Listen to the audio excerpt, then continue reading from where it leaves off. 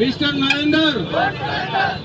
నరేందర్ పెంచిన గ్యాస్ ధరలు వెంటనే తగ్గించాలి. పెంచిన గ్యాస్ ధరలు వెంటనే సామాన్యుల నడ్డి విరుస్తున్న బీజేపీ ప్రభుత్వం. డౌన్ డౌన్ బీజేపీ ప్రభుత్వం. సామాన్యుల నడ్డి విరుస్తున్న బీజేపీ ప్రభుత్వం.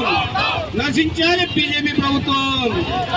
రాహుల్ గాంధీ గారి నాయకత్వం వర్ధిల్లాలి. రాహుల్ గాంధీ గారి నాయకత్వం వర్ధిల్లాలి. షర్మిలారెడ్డి గారి నాయకత్వం వర్ధిల్లాలి. ప్రియాంక గాంధీ గారి నాయకత్వం. జై కాంగ్రెస్, జై కాంగ్రెస్. సామాన్యుల నడ్డి విడుస్తున్న బీజేపీ ప్రభుత్వం. సామాన్యుల నడ్డి విడుస్తున్న బీజేపీ ప్రభుత్వం. పెంచిన గ్యాస్ ధరలు వెంటనే తగ్గించాలి. పెంచిన గ్యాస్ ధరలు వెంటనే. గత 15 రోజులుగా గ్యాస్ బుక్ చేసిన తర్వాత 10 రోజులైనా కూడా ఇంతవరకు గ్యాస్ సిలిండర్ 40 రూపాయలు గ్యాస్ సిలిండర్ మీద పెంచిన ఈ ప్రభుత్వం సామాన్యుని నడ్డి విడిచి జీవితంతో ఆటలు ఆడుతుంది. ట్రంప్ ఎలా ఆడిస్తే అలా నరేంద్ర మోడీ గారు ఆడుతున్నారు. అలాగే ప్రజలు, ఈ దేశ ప్రజలను ఆడుకుంటున్నారు. సో మొన్నటి వరకు స్ట్రైట్ ఆఫ్ హార్మోజ్ నుంచి మన నౌకలు ఏవైతే బయలుదేరి వచ్చాయి చెప్తున్న బీజేపీ ప్రభుత్వం, మరి మన నౌకలు బయలుదేరి వచ్చినప్పుడు ఎల్పీజీ ఎందుకు ఉంది? ఎందుకు మీరు అత్యవసర మీటింగ్లు పెట్టుకుంటున్నారు ముఖ్యమంత్రులతో? ఎందుకు మీరు సెంట్రల్ మినిస్టర్లతో అత్యవసర మీటింగ్ పెట్టుకుంటున్నారు? ఎందుకు ఈ దేశ ప్రజలు అరెస్ట్ చేస్తున్నారు? హైదరాబాద్ లో ఆల్రెడీ గత వారం రోజులుగా ఒక లైన్ అంటే 100 బైక్లు 100 కార్లు ఒక పెట్రోల్ బంక్ దగ్గర నిలబడడం కూడా మేము నిన్న కూడా చూసాం. అయితే మరి ఇంత కొరత లేనప్పుడు మరి ఎందుకు జనాలు భయపడుతున్నారు?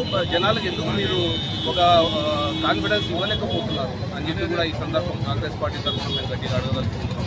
నరేంద్ర మోడీ గారు ఆల్రెడీ ట్రంప్ గారికి సరెండర్ అయిపోయిన విషయం వాస్తవమే. తన F-16 ఫైల్స్ తన పేరుందని, తన పేరు ఎక్కడ బయటకు వస్తుందో, తనని ఎక్కడ ఇబ్బంది పెడతారో అని చెప్పి దానికి భయపడి ఏదైతే సుంకాలు ఈ దేశ పౌరుల మీద వేస్తున్నారో నరేంద్ర మోడీ గారు, అది ఇమ్మీడియట్గా వెంటనే ఉపసంహరించుకోవాలి. సంహరించుకున్న తర్వాతనే ముందుకెళ్ళాలి అని చెప్పి కూడా కాంగ్రెస్ పార్టీ తరఫున ఈ సందర్భంగా మేము తెలియజేసుకుంటాం. అయితే ఏదైతే కరోనా టైంలో జనాలు క్యూలో నిలబడ్డారో, దానికన్నా ముందు ఏదైతే నోట్ల రద్దు సమయంలో జనాలు క్యూలో నిలబడ్డారో, ఇప్పుడు ఇంకోసారి కూడా నరేంద్ర మోడీ గారి ఆధ్వర్యంలో ఇంకోసారి క్యూలో నిలబడడం జనాలకు అలవాటైపోయింది. ఈ పద్ధతి మార్చుకోవాలని కూడా ఈ సందర్భంగా నరేంద్ర మోడీ గారికి గట్టిగా హెచ్చరిస్తున్నాం. నరేంద్ర మోడీ గారు ఈ దేశ ప్రజలకు మాయమాటలు చెప్పి అమలు కాని హామీలు ఇచ్చి అందలం ఎక్కినారు. కానీ ఎటువంటి పురోగతి ఈ దేశంలో లేనే లేదు.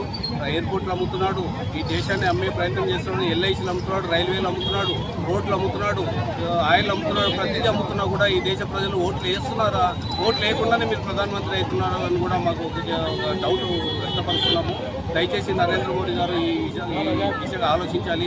ఇమ్మీడియట్గా తను చేత కాకపోతే, ఈ దేశాన్ని పరిపాలించడం చేత కాకపోతే ఇమ్మీడియట్గా రిజైన్ చేసి కాంగ్రెస్ పార్టీలో ఉన్న రాహుల్ గాంధీ గారికి బాధ్యతలు చెప్తే ఈ దేశాన్ని ముందుకు తీసుకెళ్లే బాధ్యత కాంగ్రెస్ పార్టీ తీసుకుంటుందని కూడా